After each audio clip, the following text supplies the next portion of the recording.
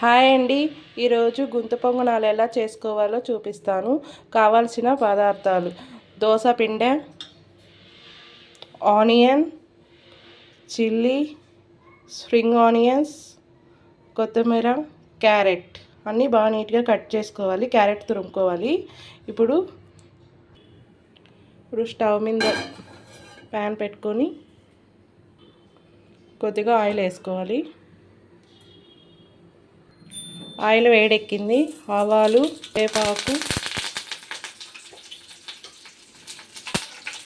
Onions వేసేసుకోవాలి. ఇలా వేయించుకోవాలి. ఆనియన్స్ అన్నీ ఇలా వేయించుకొని గుంత పొంగనాలు చేసుకుంటే చాలా టేస్టీగా ఉంటాయి. ఇలా చేసుకోవడం వల్ల గుంత పొంగనాలు ఎక్కువ వేగక్కర్లేదు, కొద్దిగా వేగితే సరిపోతాయి. ఇలా వేగినాక మనం కట్ చేసుకున్నవన్నీ వేసేసుకుందాం. ఇవి కూడా బాగా వేపుకోవాలి. టేస్ట్ చాలా బాగుంటాయి ఇట్లా చేసుకుంటే గుంత పొంగనాలు. వేగిపోయాయి. ఇప్పుడు స్టవ్ ఆఫ్ చేసుకొని కలుపుకుందాం పిండిలోకి. ఇప్పుడు పిండిలోకి వేసేసుకుందాం.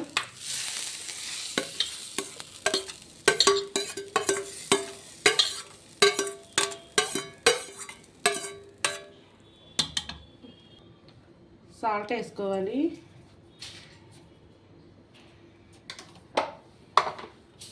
కొద్దిగా సోడా పొడి వేసుకోవాలి.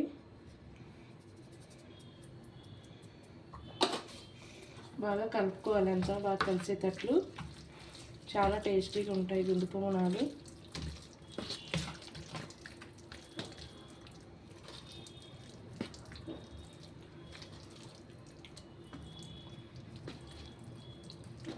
ఇలా కలిపేసుకొని పక్కన పెట్టుకొని ఇప్పుడు గుంత పొంగనాలు ప్యాన్ పెట్టుకుందాం. ఇప్పుడు ప్యాన్ పెట్టుకోవాలి. బాగా హీట్ ఎక్కినాక మనం ఆయిల్ వేసుకొని వేసుకున్న గుంత పొంగనాలు వేడెక్కింది. ఇప్పుడు ఆయిల్ వేసుకోవాలి కొద్దిగా.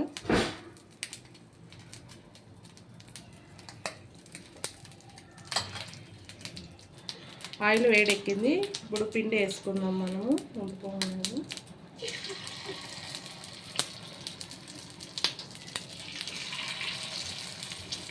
అన్నీ ఇలా వేసేసుకోవాలి.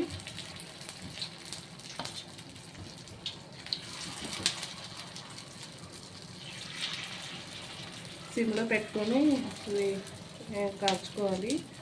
హైలో పెడితే కాలిపోతాయి, కానీ లోపల ఉడికిండు పిండి అంతా అట్లే ఉంటుంది. ఇప్పుడు మూత పెట్టేసుకుందాం.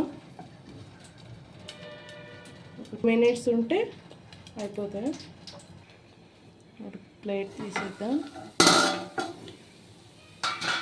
ఇప్పుడు ఆ సైడ్కి టర్న్ చేసుకోవాలి. చిన్నగా స్పూన్తో తీసేసుకొని ఇలా తీసేసుకోవాలి. అన్నీ 2 సైడ్స్ బాగా కాల్చుకోవాలి. ఇట్లా సిమ్లోనే కాల్చుకోవాలి. చాలా టేస్టీగా ఉంటాయి. మార్నింగ్ టిఫిన్లా కానీ ఈవినింగ్ స్నాక్స్లా కూడా చేసుకోవచ్చు.